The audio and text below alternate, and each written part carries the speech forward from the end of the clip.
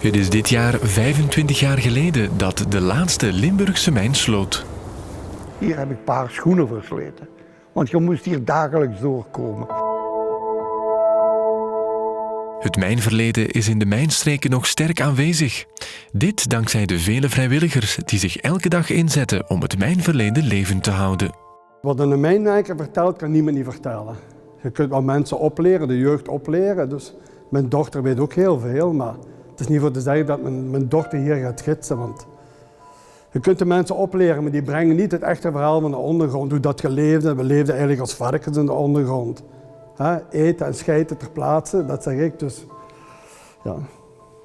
We willen terug de jeugd laten weten wat was een mijnwerker. Want de mensen begrijpen dat meestal niet. Ik kreeg zo over tijd een vraag: meneer, hoe was het in de mijn? Ik zeg, heb je een kelder thuis? Ja. Ik zeg, wel, ga eens de kelder in en doe dat lichtgat dicht. En dan weet je wat een put is. Hè.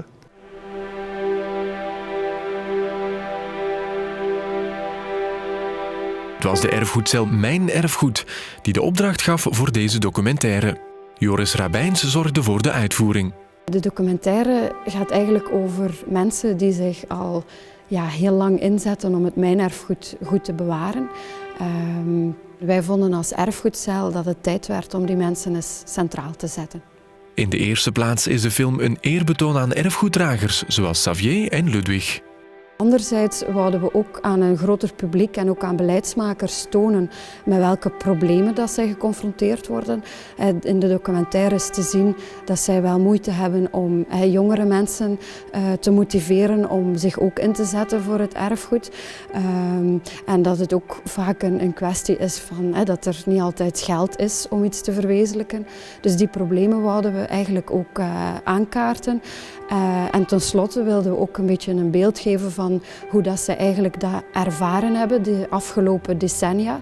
Hoe dat het was om te werken met het mijnerfgoed en wat dat eigenlijk hun dromen zijn naar de toekomst toe. Mijn bedoeling en mijn droom of mijn hoop is dat ik de mensen kan vertellen wat was een koolmijn.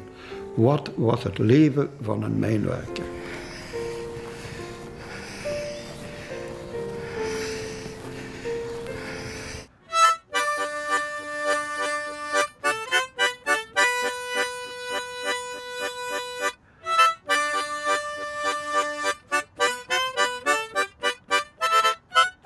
Ik ben dus de stichter van het mijndepot eigenlijk en ik denk als ik stop dat het gedaan is.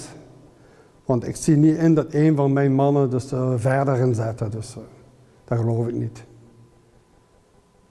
ben al dikwijls willen stoppen, maar ik kan er gewoon niet loslaten. En dan denk ik zo, als ik nu moet stoppen, waar gaat al dat materiaal naartoe? Wat gebeurt er met de vereniging? Hebben de mensen nog de kans voor eigenlijk een echt mijndepot te gaan bezoeken? Want dat is in Limburg niet meer. Hè?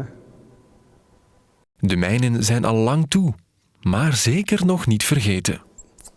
De 3 mijnen in Genk hebben Genk groot gemaakt. Dat denk ik altijd toch. Dus. En ik vind dat wij dat stukje moeten blijven bestaan. Ik zeg altijd geen heden zonder verleden. En ook als hier heel grote projecten komen in Genk, dat stukje mijnverleden moet blijven bestaan.